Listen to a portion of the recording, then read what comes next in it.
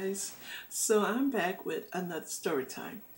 Okay, so this one, you guys have to excuse me because I know in some parts I may be crying a little bit, but I'm sorry, but it's just that kind of story. So, okay, this happened.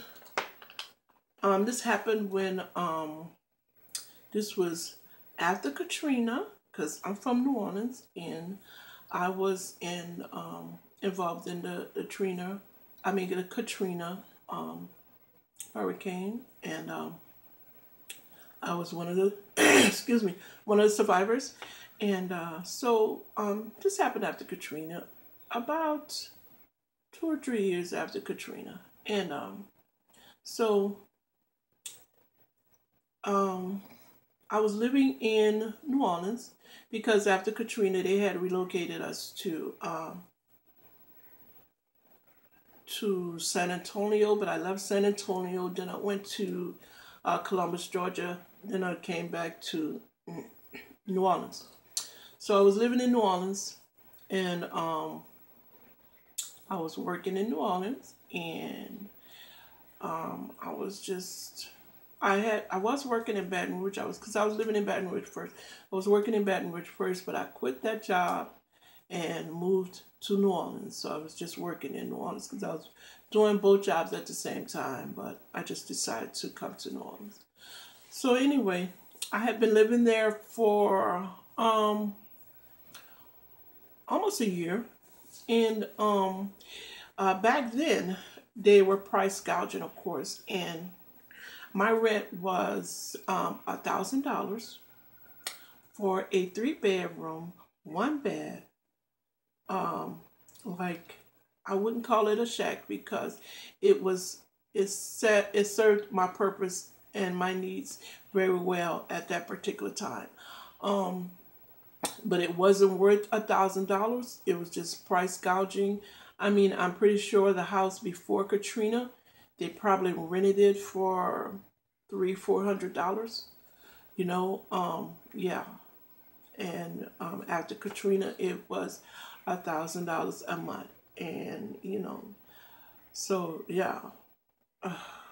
So anyway, after living there for almost a year, the landlord decided that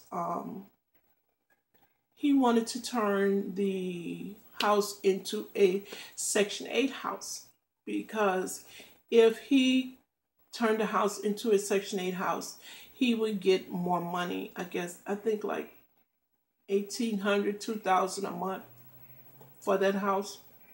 So yeah, you know, so I had to go. Excuse me. What the problem was, I didn't have nowhere to go. So I didn't have anywhere to go. I mean, I had family, of course, but it was four of us, me and my 3 children. And my oldest son is special needs. He has autism, and um, you know, well, you don't know, but a lot of people just don't want to deal with um, children with special needs, and I get that. I understand that, and that's their choice. Um, but I have sisters, and um, but they didn't have room.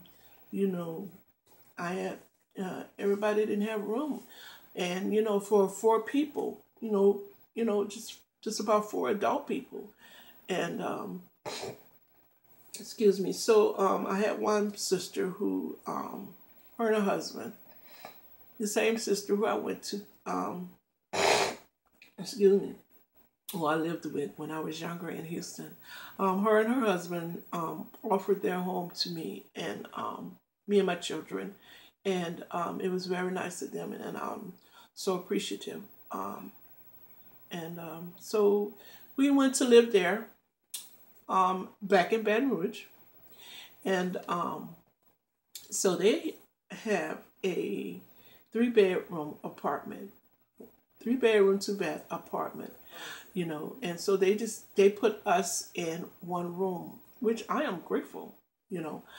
Um, they put us in one room, but my middle son, because my special needs son is my oldest child, and my middle son is just like my oldest child. But anyway, my middle son decided he was going to sleep on the sofa or by friends most of the time.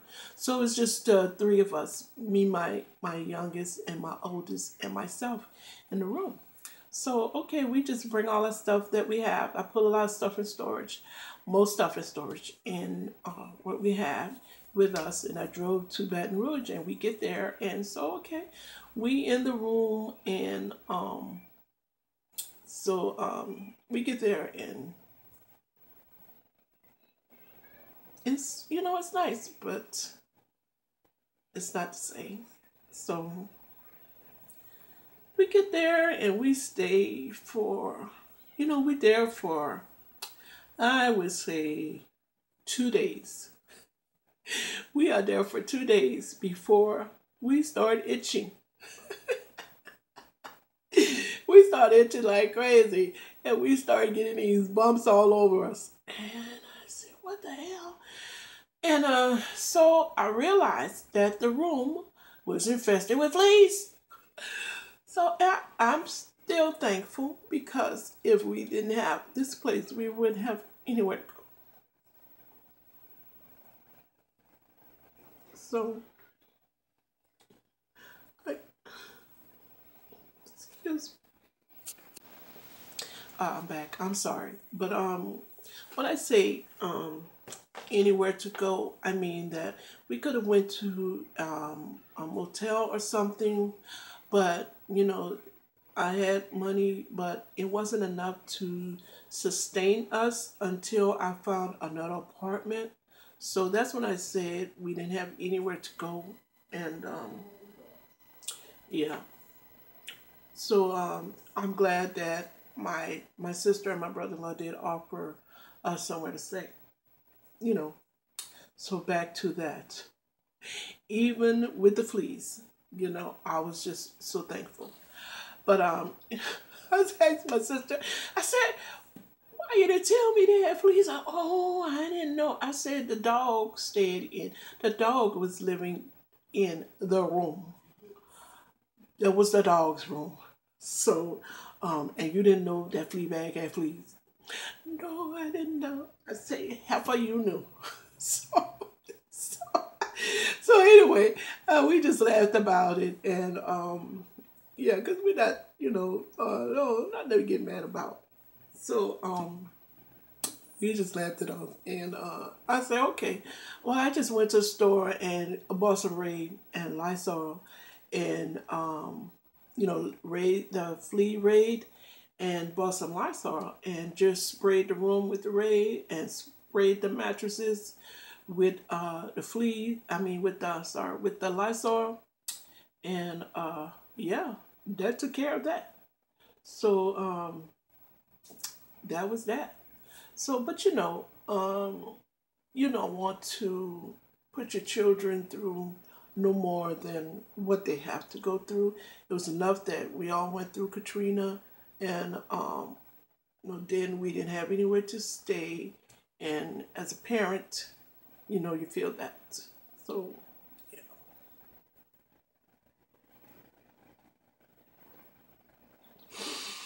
So yeah.